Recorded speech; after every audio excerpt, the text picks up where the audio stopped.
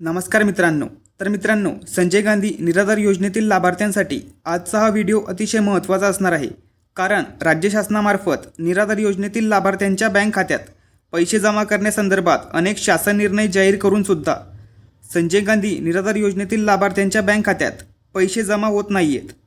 त्यात काही लाभार्थ्यांचे जानेवारीपासून ते मे महिन्यापर्यंतचे पैसे जमा झाले नाहीत, तर काही लाभार्थ्यांचे नोव्हेंबर महिन्यापासून पैसे जमा झाले नाहीत.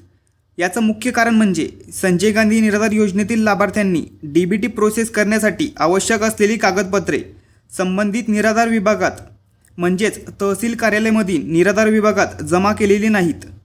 म्हणूनच लाभार्थ्यांना संजय गांधी निराधार योजनेचे पैसे जमा होत नाही आहेत. आणि DBT प्रोसेस करण्यासाठी महत्त्वाची 4 कागदपत्रे तहसील कार्यालयामधील निराधार विभागात जमा करण्यासंदर्भात प्रशासनाकडून वेळोवेळी आवाहनसुद्धा करण्यात आलं आहे. पण बऱ्याच लाभार्थ्यांना कोणती कागदपत्रे जमा करावी लागतील याची पूर्ण माहिती नसल्यामुळे किंवा त्याकडे लाभार्थ्यांनी दुर्लक्ष केल्यामुळे त्यांना पैसे जमा झाले नाहीत. पण आता संजय गांधी निराधार योजनेचे पैसे तुम्हाला यावे म्हणून महत्त्वाची 4 कागदपत्रे तात्काळ तहसील कार्यालयामध्ये जमा करायची आहेत, तरच तुम्हाला संजय गांधी निराधार अनुदान योजनेचा लाभ मिळेल. तर तहसील कार्यालयामध्ये कोणती कागदपत्रे तुम्हाला द्यावी लागणार आहेत याची संपूर्ण माहिती मी तुम्हाला सांगणार आहे. त्यामुळे नक्की हा व्हिडिओ शेवटपर्यंत पहा.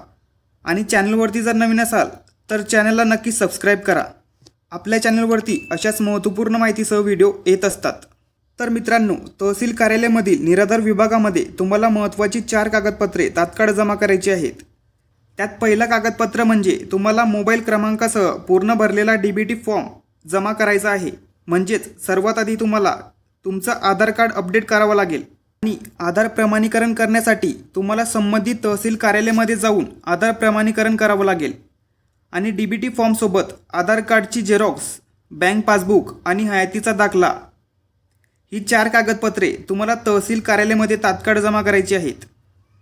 तर हयातीचा दाखला कसा लागेल, कोणत्या फॉर्मॅटमध्ये लागेल हे जर तुम्हाला माहीत नसेल तर हयातीच्या दाखल्याच्या फॉर्मॅट संबंधित व्हिडिओ आपल्या चॅनलवरती आहे.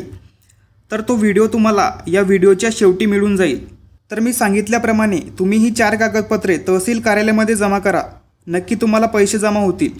या योजनेविषयी जर तुमचे काही प्रश्न असतील तर तुम्ही कमेंट करून विचारू शकतात. आणि आपल्या व्हॉट्सअप ग्रुपला पण जॉईन करून घ्या. महत्त्वपूर्ण हा व्हिडिओ सर्वांना शेअर करा. आणि चॅनलवरती जर नवीन असाल तर चॅनलला सबस्क्राईब करा. अशाच महत्त्वपूर्ण माहितीसह व्हिडिओ आपल्या चॅनलवरती येत असतात.